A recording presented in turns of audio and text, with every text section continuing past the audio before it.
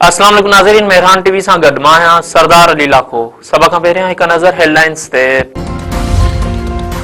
Diesel अॼु खां 6 रुपया फ़ी लीटर महांगो, पेट्रोल जो अघु बरक़रार। हुकूमत ईंदड़ 15 ॾींहनि लाइ पेट्रोलियम शयुनि जे अघनि जो नोटिफिकेशन जारी करे छॾियो। अघनि में वाध डीज़ल जो फ़ी लीटर अघु 284 रुपया 44 पैसा थी वियो।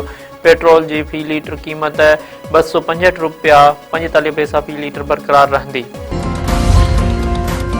उर्दन जे बादशाह शाह अब्दुल्ला जे वज़ीर आज़म शहबाज शरीफ़ ऐं फील्ड मार्शल आसिम मुनीर सां मुलाक़ात में गज़ा जी सूरत हाल, खिते में अमन अमान ऐं सलामती समेत मुख़्तलिफ़ मामलनि ते ॻाल्हियूं।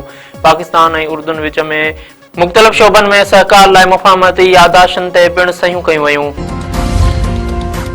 पाकिस्तान ऐं अफ़गानिस्तान में छिकताण रूस पारां टियाकड़े जी आछ, उन खां अॻु ईरान बि सालसीअ जी आछ करे चुको। रूसी परॾेही वज़ारत जे तर्जुमान मारियाज़ खुरूवा प्रेस ब्रीफिंग दौरान चयो त खिते में इस्तेहकाम रूस ऐं आलमी बिरादरीअ जी तरजीह आहे। पाकिस्तान ऐं अफ़गानिस्तान हम भाईवार आहिनि।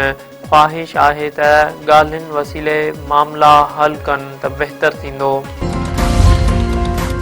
पंजाब में क्रैशिंग शुरू न कंदड़ शुगर मिलनि ख़िलाफ़ सख़्त कार्रवाई जो फ़ैसिलो। कैन कमिश्नर पंजाब जो चवणु आहे त क्रैशिंग शुरू न करण ते 10 लख रुपया रोज़ाने ॾंड लॻायो वेंदो। पंजाब जे 27 शुगर मिलनि कमनि जे पीढ़ाई शुरू करे छॾी आहे। 14 शुगर मिलनि खे अॼु खां चेक करे कार्रवाई कई वेंदी। आबादगारनि खे कमंद जे अघ जी बर वक़्त अदायगीअ खे बि यकीनी बणाईंदासीं। वफ़ाक़ी वज़ीर मुसद्दिक़ मलिक चयो आहे त ग्लेशियर्स अॻु खां वधीक तेज़ीअ सां ॻरी रहिया आहिनि। गर्मी पद में 4% वाधि 85% ग्लेशियर्स खे तबाह करे सघे थो। कोप 30 कॉन्फ्रेंस खे ख़िताब कंदे मुसद्दिक़ मलिक वधीक चयो आहे त हिंदूकश, कराकरम ऐं हिमालया जा ग्लेशियर्स दुनिया जूं अछियूं छतियूं आहिनि।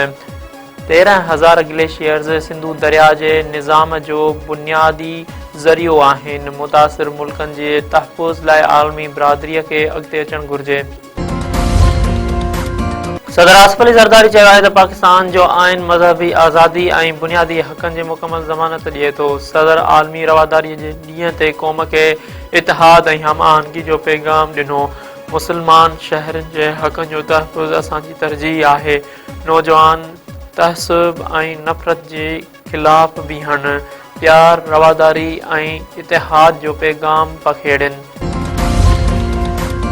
टंडोमस्तीअ में शादी लाज में हादसा, नीगर समेत बजणा फोर्ट टंडोमस्ती क़ौमी शाहराह ते मुसाफ़िर कोच जे टक्कर में रोड पार कंदड़ अरबाब बुलंद तगियल चांडियो फोत।